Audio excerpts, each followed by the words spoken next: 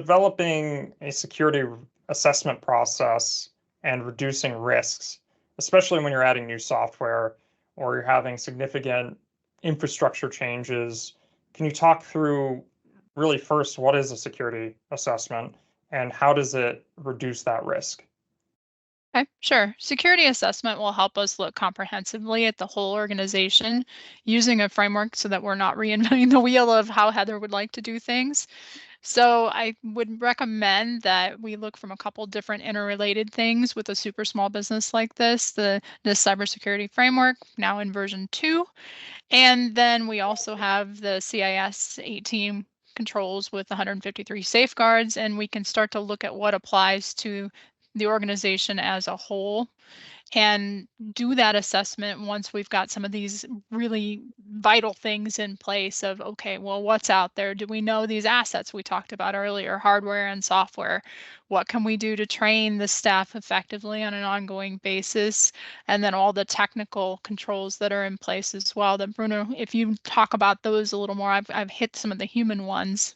Yeah, so like when I think of NIST RMF, I think, you want a firewall, you want MFA as a requirement, you want an access control, whether it be role-based access control or, the other access control methods.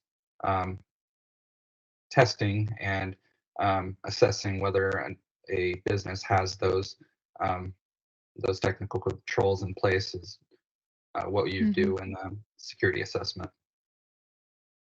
So me as a small business, Heather, you touched upon the CIS top 18, and I hear 153 controls.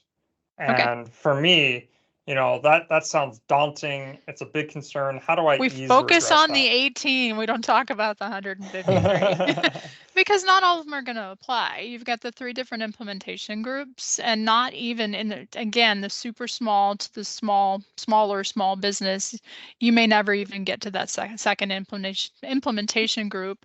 And some of the things we're doing already will cover some of the early things. And so when we get to the assessment phase, then we can say, look what we've already gotten done with these small things and what it's done to change your risk. And part of that discussion too is somewhere in here, and we touched on a little bit, we have to talk about what this particular organization, how it handles risk, what's its risk posture, what's its risk tolerance, where are its really key concerns. And at some point we also have to talk compliance. And I know we're talking, but we may need to have another conversation to do some of these higher level things in more detail. So those are my thoughts. Yeah, and that kind of ties in nicely back to the business goals because when you're having those conversations, you're identifying those crown jewels. Do you have any personal identifiable information? Are you storing PHI? Those kind of get into the conversation and those help to inform the strategies and the approaches that you're taking. And this is something that I see a lot of the times too when we're talking about some of those more technical control sets, having a pen test. Well, I've had conversations where people have come to me and said, "Hey, I need a pen test for my organization." And I say, "Okay, certainly we can help you out with that. But before we have that conversation, what are you doing for security today?"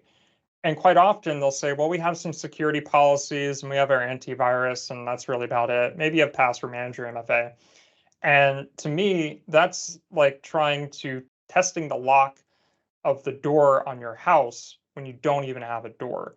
So when we're talking about the value and again that ROI for these organizations, it's focusing and addressing risk based on what's most important to them, not necessarily saying, well, here's a framework and we have to follow everything.